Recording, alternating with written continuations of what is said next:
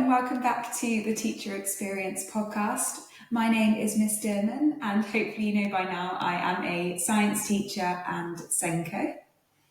Hi, I am Miss Wild. I am also a science teacher, but I'm also a lead practitioner. Today we have a very special guest on, Miss Clark. Miss Clark is a chemistry teacher at a state school in the south of the UK. So during this conversation today, we are going to explore why Miss Clark went into teaching and how COVID actually influenced her decision to become a teacher. Ms. Clark will share her views on working in both the private and state education sectors, and specifically going to touch on how we actually adapt practicals given the limited resources and larger class sizes that are found in state schools. Ms. Clark is very passionate about increasing girls' participation in sport and exercise, and she shares her insights into how she achieved this. I hope you enjoy this conversation today. Ms. Clark, welcome to the Teacher Experience. Thank you for having me. Very excited to be here. Thank you so much for joining this conversation with us. Now, our regular listeners will know that we normally start every episode with our WWW, so what went well. So, Ms. Clark, what went well for this week? So I was first week back after half term, and this is a really boring WWW, but there's a few tests coming back after half term, Key Stage 3 and A level, and normally I find them such a slog and I feel like they take forever. But for whatever reason this week, and I didn't have many frees, only had 2, so I had 100 minutes in total. I got 3 Key Stage 3 classes marked and my A-level class marked, all within about 48 hours of each other. Wow. And I don't know how I did. I think I just hyper-focused, which I don't normally do. I normally will sort of little things went to my brain and I'll be like, oh, I'll quickly go do that admin thing. And so that was huge for me, having that moment. That's incredible. That's such a nice... it's just such a nice moment, isn't it, when you actually sit down and you manage to smash out all of this marking. You feel so great afterwards. Yeah, I'm jealous. Yeah, because it's one, like, I would always try and say I'm not gonna work past a certain time anyway, and the fact that it was sort of all done by 4 o'clock on a particular day, it wasn't a late night or anything like that. It just one of those little wins in life that make you really happy. So yeah, amazing. Yeah. That's so good. I actually also had mock week this week, and I was not that efficient at all. I'm 3 years into teaching A-level biology, and I still find I was marking paper 2 and paper 3, so it was big papers, and I still find it takes me quite a long time. I am definitely getting quicker. The first A-level papers I marked took me hours, and I'm really lucky I've only got 3 in a class, so it shouldn't have taken me that long. But yeah, I do feel like A-level papers are just so much harder to mark. So happy for you that you managed to get those smashed out by 4 p.m. as well. That's so good. Thank you so much for sharing that. Our next question then is our EBI. So what is your even better for this week? So I have a 2-week timetable, week A, week B, and my week B is significantly worse than my week A in terms of classes. I have the more colourful characters involved, and also just I have only 2 frees versus 5 frees on a week A. So oh wow, that's a big difference. Yeah, hugely difficult. And you do a duty in like a lunchtime once a week as well. So just week B for me is just like organised chaos throughout. And I just had half term, and I felt, I really need this half term. I'm not going to do any work during it. But normally I'll sort of take that approach, but I'll maybe spend 2 hours the night before, just absolutely max 2 hours, making sure that I at least have everything in order for walking in the next day for the start of term. And for whatever reason, this time it didn't happen. Probably something came up. It got to like 9 o'clock the night before, and I was like, well, I'm not realistically going to do my 2 hours now. So I just was like, right, I'll just have to take the hit. But I will probably never do that again, because you just feel on the back foot, and I just felt like everything was far more frantic, and I felt in myself that I was maybe giving off a vibe that wasn't someone that just had a week's rest, and it just, yeah, I felt quite frazzled at the start of term this time, whereas Yeah, absolutely. normally, It's so hard, isn't it? It's one of those things that we have a week off, we don't want to touch work and we shouldn't touch work. So like, well done for doing that. But it's that going in on the Monday knowing you're not fully prepared, and like you said, you sort of give off that vibe that you probably haven't had a week's rest, and it happens to all of us, and it's just finding that balance. But when you disrupt that balance just slightly by not doing those 2 hours, it does throw you off, and then you're like, actually, maybe I should have done that just to give myself a calmer week. So yeah, that's yeah, exactly. I know it benefits me hugely. Like I don't get funny about the fact I have to spend 2 hours. So I'm only in my third year teaching. So like for me, it is important. I am prepped because not everything's sort of second nature. So yeah, so it was one of those ones I kicked myself at the start of the week, like, oh, you've shot yourself in the foot there, made an error. I do exactly the same. I think me and you have been teaching a really similar amount of time. I'm in my third full year, and I battled with that at the start. I was thinking to myself, I shouldn't be working in the holidays. Like, we work so hard, we shouldn't have the rest. But then having that week of being exhausted because I just didn't do that Sunday night prep the week before it starts. I'm just really interested because I've worked in a state school and a private school. And is duty compulsory in your school that you're currently at? Because I worked in a school that when it was once optional, and I did not choose to do duty. I loved my lunchtime, I loved my break, and now I'm in a school where I do have to do duty, and it really, when the day that I've got duty, I'm just exhausted even more. So I'm just intrigued to know if duty is compulsory in the school that you're at. Yeah. Everyone gets timetabled a duty. So if you're part time, you get given, I think it's one duty over the 2 weeks, a 2 week timetable. For us, it's full time. You do 2 lunchtime duties, so one on a week A, one on a week B. They are quite good at placing them where you might have the lesson before, free lesson after, but ultimately your week is so busy, and I'm quite good at sticking to a rule of my laptop stays in my classroom during a break and lunch, and then I'll go to the staff room or I'll go around site. So I equally don't want to be working. If it was optional, I wouldn't be doing it. And I think actually that is quite similar line of thinking across the whole staff body. As in, like, I appreciate it has to be done. If you've got a playground of people, more high vis, the better. It sort of keeps everything in order a bit better. But ultimately, it really, it exhausts you because you don't have that respite during your day, that sort of peaceful moment to compose yourself going into the afternoon session. So it is compulsory. The private school I was at before, there wasn't really a duty system at all. It was mainly taken by SLT and maybe heads of department. But this school I'm at now is everyone's involved. Yeah, I agree with you. Having that peaceful moment in the day when you're not around screaming kids is like so important to me.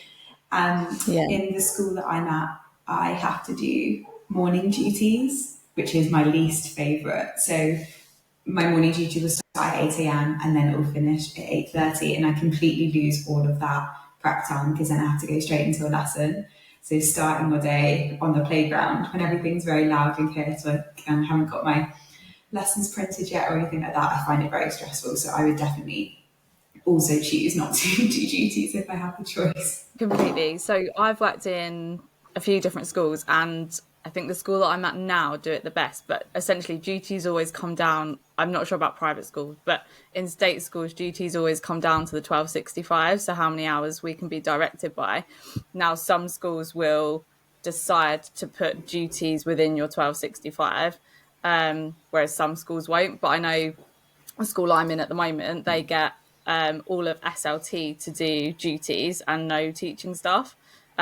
Because they were really good. They listened to the feedback where teachers were like, we don't want to do duties because it's impacting on our well-being and it's impacting on our day-to-day well-being, so we're not getting that rest break. So they changed it to only SLT. So then they've redistributed that time from our 1265 into training or somewhere else. So yeah, it swings on roundabouts, but I agree, no one wants to do duty. unless it's out of their own like free will. So I like to go out onto the playground sometimes for 10 minutes to get some fresh air and to build relationships. But other than that, I'm like, no, get me my lunch and I'm going to sit down for 5 minutes. Right. So thank you so much for sharing that. So next, what we like to do is understand a day in the life of Miss Clark. So Day in the life of Miss Clark. So essentially, I'll get up or I'll wake up around 7 a.m. and we'll need that sort of 15, 20-minute buffer of like orientating myself and realizing it's a weekday and things like that, and probably scroll through the news on my phone, any emails. Probably quite a depressing start to the day, but that's sort of how I'll sort of come around. And yeah, I'll sort of be up out the house by about 7:40, 7:45. I've got about a 15 to 20-minute commute depending on traffic, which compared to my previous school, which was a private school in a lovely Cotswolds village where I had a 20-second commute because I lived in the village. lovely. It was a bit of a shock to the system at the start, but yeah, get in for about 8 o'clock and I'll have 8 till 8:30 of, as you said, that prep time, making sure I've got all my resources, making sure I've got my lessons in order, making sure the texts are happy with what I've ordered for the day, all these sort of checklist things that you do. And then 8:30, we'll normally have some form of meeting, whether it's in department or whole staff briefing, things like that. I think Thursday is the only day that there isn't any sort of meeting, so it's a luxury because I have 8 until 8:50 to make sure that everything's in order. So quite like a late starting school, I guess, in terms of 8:50 is when tutor time will start. We'll have that every day for 20 minutes, and then your lesson 1 doesn't even start till 9:10. So, and then that sort of then takes me through the day. As I say, I'm full time, so it's pretty much non-stop until 3:10. But I will have the break and lunch where laptop stays in the classroom. I'll have sort of the starter slide up for the lesson after, so I know I can very much walk in having had a good rest at break and lunch and get into teaching. I know exactly where I'm at. The kids know exactly where I'm at. They took a while, but sort of routines are now quite solidly in place, especially science department. We've tried as a department to keep the whole thing consistent across every class, so they always know what's happening. And then I'll probably stay in school 3:10, finish, stay in school till about 4 o'clock latest, and that'll be doing admin, any sort of bits that actually I need to finish up with, whether it's emails, whether you're sort of printing stuff that you know there's going to be no paper in the printer tomorrow, so you're like, right, I'm going to do my printing now so I don't have to go get the paper in the morning. And normally as well, I try and involve myself in some sports. If there's any sport with the students happening, whether it's hockey or girls football. Girls sport, I try to maybe include myself a bit more than maybe the boys sport. I'll sort of pop down to the Astro and have a look around, maybe help out. And then, yeah, 4 o'clock, I'm out of there and home. If there's any extra bits, whether it's I've got year 9 or A level the next day, I'll be making sure I'm definitely set for them. And evening is just chill, maybe go for a walk, go for a swim. At the moment, I'm in a headspace where, because I'm introvert by nature, I find the day so exhausting, like I'm absolutely done in through all the interactions, which are great, I love them, but it does take its toll. So I sort of try and pick low maintenance, like sporting activities for myself. So swimming for me is quite a good one. There's staff football on a Friday, which is great because there's staff that you wouldn't necessarily see during the week. You're bound to the science department in the science building, and you can sort of go and play football with everyone. And you've got everyone from SLT, deputy heads playing, down to sort of ECTs, and PGCE students that we have in, which is really lovely, and a nice end to the week as well. So yeah, that's pretty much it. The weeks go very quickly, but I feel at the moment I'm in quite a good work-life balance set up, so I'm not hitting Saturday needing like a 2-day recovery before I start again on Monday. Amazing. Thank you so much for sharing that. That was really insightful. And it's really interesting to hear sort of how you manage that work-life balance, the things that you hold as really important, and sort of how you manage like you said, the exhausting job of being a teacher. It's interesting, actually, is that you said about being an introvert. The amount of teachers I know that are inherently introverted, yet we stand in front of students all day, every day talking. And it's no wonder that when we get home as introverts, because Miss Dimon will agree, we are both introverts as well. We like to describe ourselves as extroverted introverts. 100%. Yeah. That when we get home, it's like, oh my goodness, I am done. But we still need to do those activities to make sure that we're keeping up with our physical activity, to make sure we're nice and healthy, but also getting that headspace. So I think swimming and time with different members of staff and time on your own is really, really important. A few things that I picked up there. So you said about starting your day at 10 to 9. That's a lot later than I've heard most schools, and you finish at 10 past 3. So that's quite nice. And it was nice to hear that you sort of finish the day, you go home at 4. So actually, I think I'd like to know, is it very different to the hours you did in private school? Yeah, very, very different. So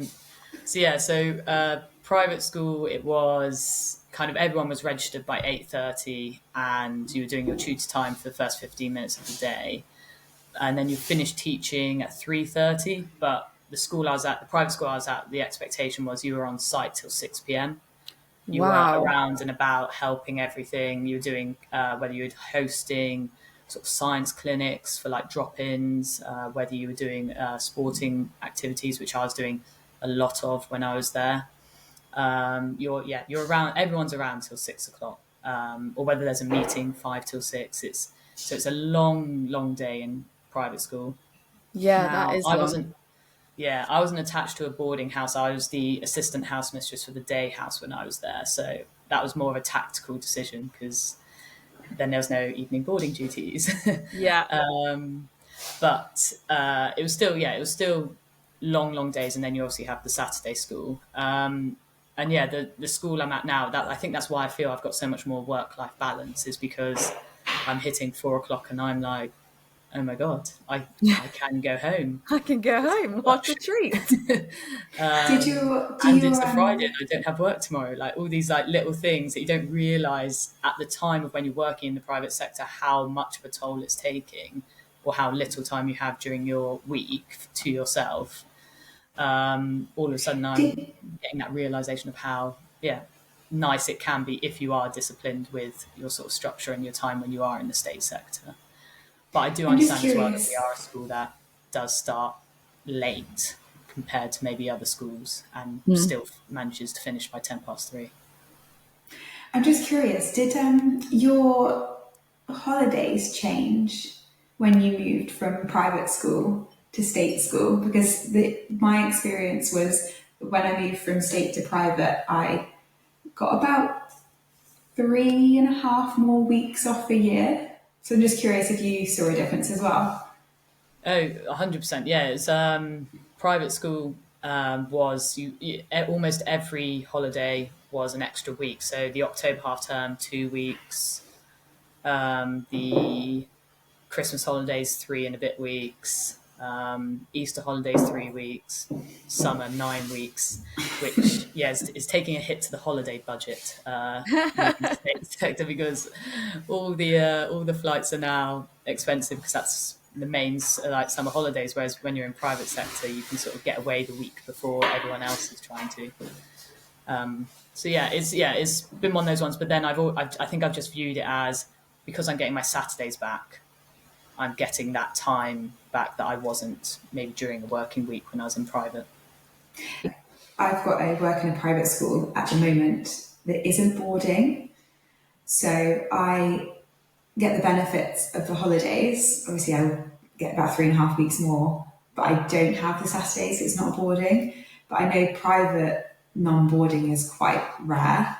There's not that many of them. Private boarding is more common. And then you, like you just explained, the workload in the week and the expectation from Monday to Saturday is just huge. Thank you so much for sharing that. Amazing. So what we're going to do now is we're going to move on to your journeys of how you became a teacher, why you decided to become a teacher. So essentially your journey, I suppose, from why you decided to study what you did at university all the way up to where you are now. I did a sport and exercise science degree with you guys. Yeah. And it was a great degree. Like, absolutely loved it. Really loved my placement year, where I worked with elite sport, and at the time I thought that was where I was going to be heading. That was sort of the area of the degree that I was really, really interested in.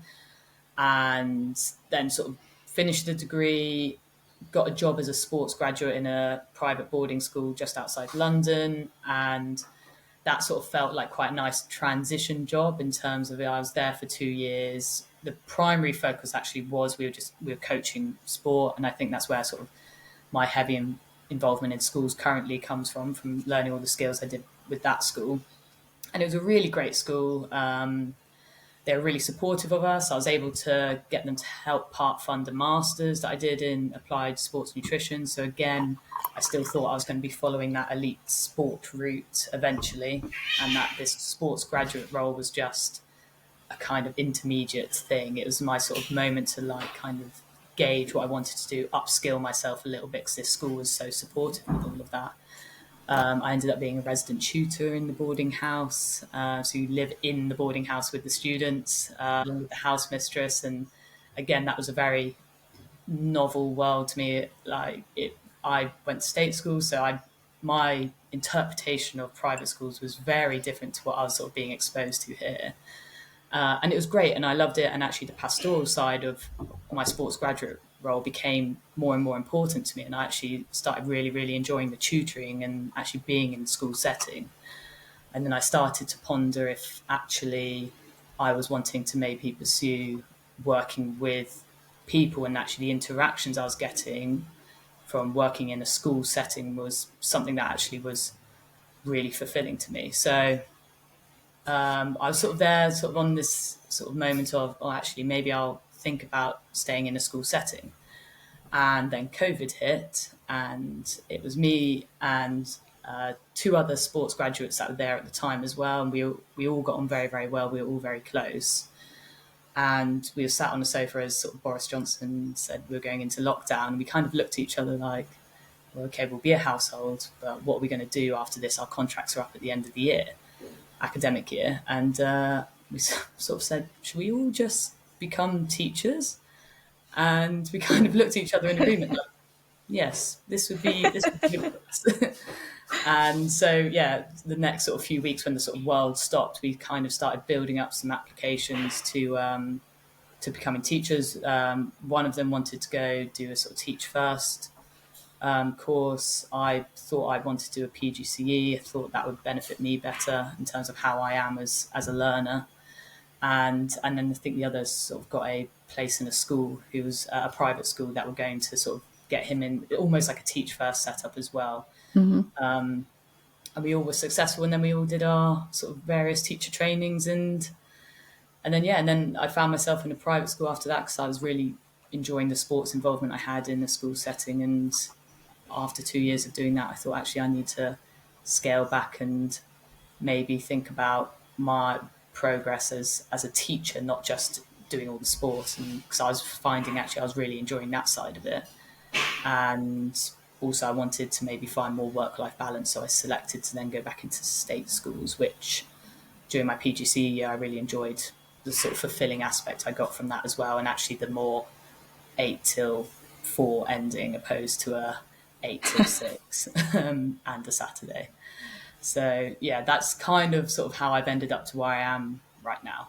Amazing. Thank you so much. That's really interesting, actually. And I think it always throws people when we bring up COVID still, but I think people forget how much impact COVID had, and actually life decisions had to be made around COVID. And we still see it now, and I'm sure you two do as well, the impact COVID is still having on students. So currently I'm finding my year 10s can sometimes be a bit apathetic, and they're struggling with how to think. And I always link it back to COVID. I'm like, is it because you missed out on that section of learning earlier on in your student career that you're struggling now? So I think we always forget that. So I'm just going to pick up on a few things that you mentioned.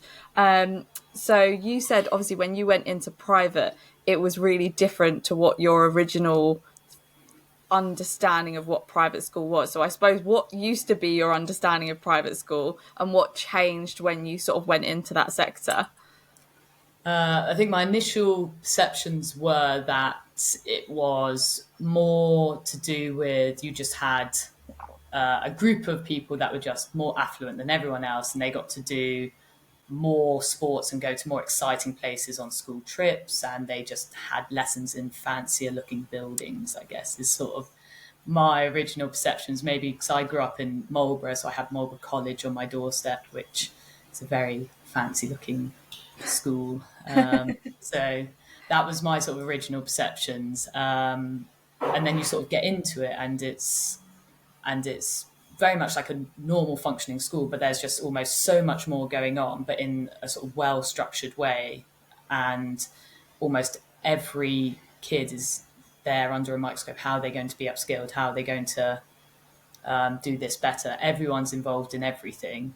And there's all these extra opportunities that aren't just, right, kids, you go and do that. It's actually they are there being like, yeah, I'm really excited about getting involved with the cadet system. I'm really excited about representing the under 14 Cs on Saturday. It's everyone's in it together, and actually the teaching staff as well. You're a community, because actually you don't have that free time. And the school I was at as a grad, they gave staff accommodation.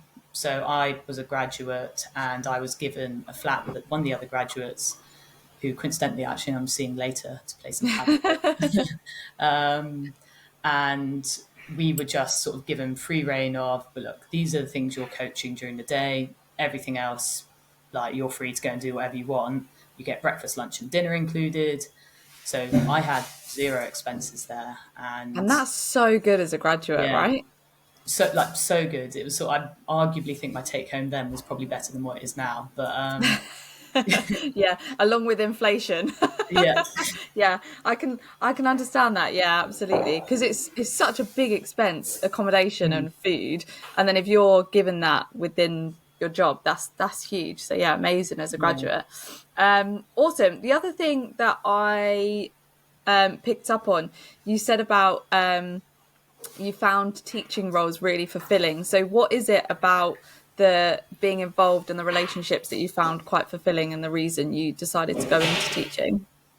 well, I think it initially came from you. I think when you're in a sporting context, you almost see the kids in a different light immediately to what they're like in a classroom. And it's almost easier to build up that rapport, because there's no, for them, they don't almost have that same fear of failure when they're outside running around. Like, it's hard to run in a circle wrong or something like that. It's for them, it feels a bit more of a safe zone. Plus they have their friends nearby. They're not restricted by seating plans or anything like this. And I think I took that into my first teaching role, where I was like, well, I want to be heavily involved in the sport, because I know actually I'm going to be able to build a rapport with these students faster. And then in the classroom, it means I can sort of tackle any issues arising quicker. And it did. It was huge for me in terms of my first teaching role, being able to sort of see the whole student and be like, right, I know actually just from when I've seen them in sport how they interact with these people, or how actually they view themselves, and being able to then almost tailor how I speak with them, how I ask them questions, maybe how much scaffolding do they need versus what they think they need, and little things like that. And I think that's what I almost found more with this going into a state sector job now, is because I don't have that same time and I have to make more of an effort to go into those sporting contexts to see them outside the classroom, it's taken me longer to build rapport. Yeah. So it's meant that actually I've had to work really, really hard in lessons, and I know at points I've got it wrong because I haven't known the student as well as what I previously may have. Yeah, I think you've really hit a nail on the head there with building relationships and the rapport you get with children. It's one of the first things I always say to trainee teachers is get out there and build relationships.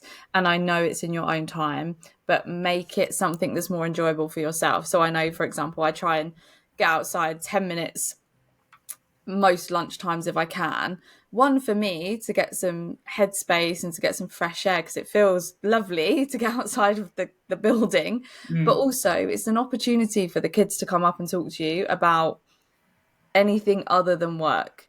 And they do. And then when you go and see them, I know my boys in my tutor class had a football match. And I was like, do you know what? I'm just going to go and watch them 10 minutes at the end of the day. Because then instantly when they come into form time, you've got something else other than academics that you can talk to them about. And they instantly respect you a little bit more. And instantly 100%. like, oh, you've invested in me because you came to watch me. So now I'm going to invest in your lesson a little bit more. So yeah, absolutely. Thank you so much for sharing that. The next one was linking back to COVID. So you said that you and your housemate sat on the sofa when the COVID announcement was released by Boris Johnson, and you all looked at each other and sort of went, "Shall we be teachers?" Now, my instant response to that, or the instant thing that comes into my head was, is that because of security? Like, was part of your reasoning of becoming a teacher because of the security of being a teacher? Yeah, it's an interesting one because I think I know most people I know in teaching haven't just sort of followed a traditional route of, well, I'm doing this degree in English, for example, so I can become an English teacher. Most, and I think the same for us, it's sort of most, we sort of, you're going along and you're finding things that you're interested in, and then you look into careers that you might thrive in. And I think for us, it was maybe, there probably was that element because of the sort of unknown nature of COVID. You didn't know how long it was going to last. I mean, I don't know how much the others. For me, it was definitely a case of, right, actually, I've got my thinking time and I maybe need to start making adult, sensible decisions about my future. And it was one that I wouldn't have solely picked it because of job security, but I think it did play a factor in it because it is important. We want to have like a job that we know we are secure in. It's actually, Mhm. one, you perform better in it, and two, you as a person, you're lighter in yourself. You can enjoy life more. Which for me at the time, I was very much on the pro enjoy life all the time. Like, where's the next fun thing coming from? Yeah. Um, There's one thing I remember from uni is that you were always looking for the next fun thing to do. so yeah, job security would have come into it for sure. It wouldn't have been my sole reason. I think, Mhm. as I said, like the interactions you get from being in a school setting and the positive impact you can have from it.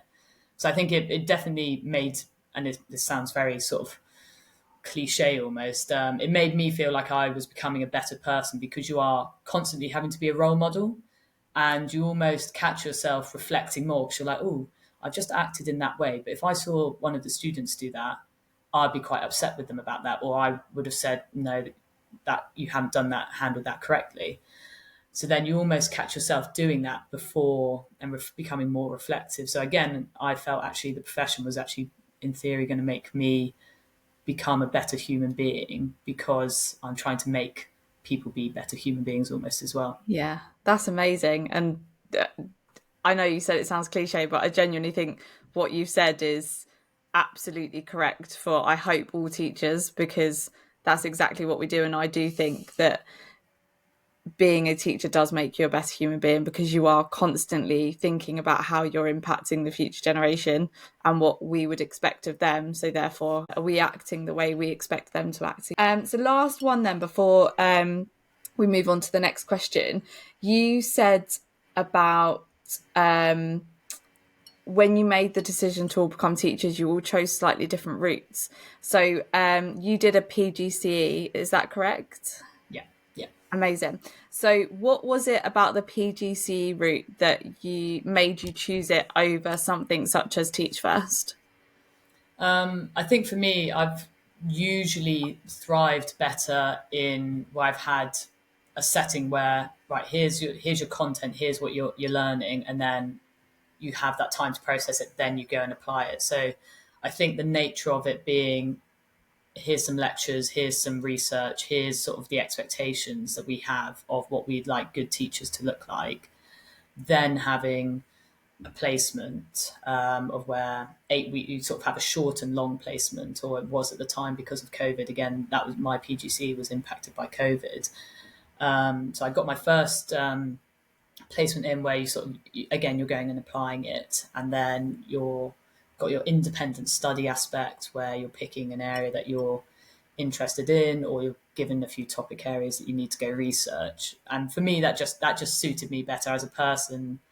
I know that's a route I'm better at working in. I think my friends at the time that went, they are still my friends, sorry, my friends, at the time of them going and studying, for them it was better that they were just sort of almost thrown in the deep end. And also that they were stronger in their subject areas and subject knowledge, because they did sort of maybe a pure history degree, and they were going on to do history, or they did a DT or product design degree, they were going on to DT, whereas I did sports science degree and I wanted to go into chemistry teacher, which, yes, I could, if I picked up a textbook, I could probably get through it. But actually, I wanted that guidance on, well, how do I teach those concepts? And I didn't feel like I would have been comfortable going in straight into a lesson saying, right, here we go. Thank you so much for sharing that. So moving on then, sort of, we'll link to the fact you just said chemistry. So are you just, or not just at all, are you a chemistry teacher only, or do you teach chemistry, physics and biology? Yeah, I do all the sciences up to year 9. So year 9, when they obviously start their GCSE, so we'll do the biology, physics, chemistry, GCSE topics. And then from year 10 onwards, I'm chemistry only. And then A-level chemistry as well? A-level chemistry, yeah. Wow, and that is a huge amount of subject knowledge, huge amount. Yeah, work in progress, but yeah. Yes, and so it always is. I don't think it matters how long you've been a teacher for. It is consistent subject knowledge development consistently, because it's the curriculum is huge, and to teach it effectively, we need to sort of keep up to date on our subject knowledge and what the exam boards are expecting, and what the specifications are expecting. The states, is there any difference between the way state school runs the science curriculum and the way the private school run their science curriculum? In terms of my sort of my comparison, so obviously the school I was at before versus school I'm at now. The school I was at before, I was chemistry only. So from like year 7, chemistry only, and the department was a department of 3. It was quite a small school in terms of 3 chemistry teachers, and resources available were the head of chemistry made effectively from key stage 4 to key stage 5 every lesson you might need, but they were very much in his style and not my style of teaching at all. And they were quite text heavy, I found, at points. And again, I'm more bare minimum with images, with modeling, all of that stuff. Which I hear is meant to be good practice. So it is indeed. Yes, well done. Good old dual coding. Yes. Yeah. And then this key stage 3 stuff was kind of, I made a lot of those resources myself. Now the school I'm at now, brilliantly, the past sort of couple of years with their new head of science, they've worked very hard on making a bank of resources for every key stage 3 and key stage 4 lesson, where every slide is formatted the same way, every starter looks the same, or sort of LO and the learning objective and the title and all of this. So actually there are days where I know if I've had a really hectic week and I'm walking into a year 7 lesson in the morning, my 8 till 8:30 slot that I have, I'll be like, right, I'm actually just going to check the slides that in theory have been made for this lesson, which takes a huge amount of pressure off me to be lesson planning. Third year teaching, first year sort of full time without my ECT stuff. It's incredible how much of a difference that makes when you have that one PowerPoint already there, ready to go. So you could change it if you wanted to. I often will maybe change one slide, or I'll present it maybe slightly differently to maybe what the aim was. But fundamentally, I have my lesson plan there ready to go with all the resources I need. which, yeah, in terms of time as a resource, like invaluable. So, Yeah, yeah, absolutely. It really does reduce your workload and reduce the pressure on you, doesn't it? Having yeah. those resources there. Um, is there any difference in the availability and the standard of facilities between the state and the private school? Private school, it was more there's something for every single student during a practical.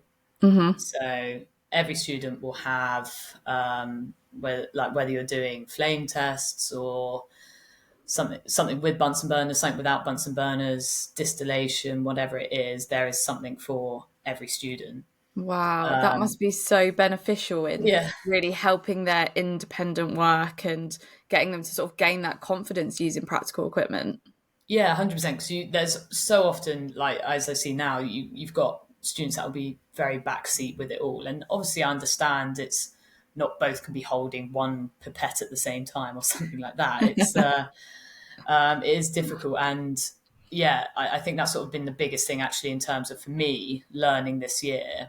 I thought I know practical work. We're always sort of actually trying to develop what's the best way to deliver it, what's the best way to make sure they get the most out of it. But for me, it's been a big learning curve this year with just, okay, how am I going to manage these resources? And almost my lesson planning, that takes up one of the larger chunks of time when I am planning what's going to happen. And it's one that maybe once I've tried to do off the cuff and been like, oh, never doing that again. Um, Yeah, I think it's so a big misconception, isn't it, that actually trying to plan a science required practical or just a science practical does take a lot of planning because you really need to think about how you're managing that class. And it depends what characters you have in that class to how you manage that practical and their level. Because I know the way I manage a required practical with a top set year 11 class is very different to the way I will handle a practical with a lower ability year 10 class. Very different. And it's knowing also their abilities in the different subject areas and the different types of practical to how you then go on and plan that practical. it's you think it's going to be easier doing a practical lesson, then it always works out as the other way around. Yeah, absolutely. Okay, so last question from me then. So we know you're obviously really invested in sport and you think it's really important to be build those relationships with the kids. And you said you're quite involved in the female sport of the students you're currently working with. So what's the difference between the involvement you had in private sector to the involvement you have in the state sector now with extracurricular sports clubs?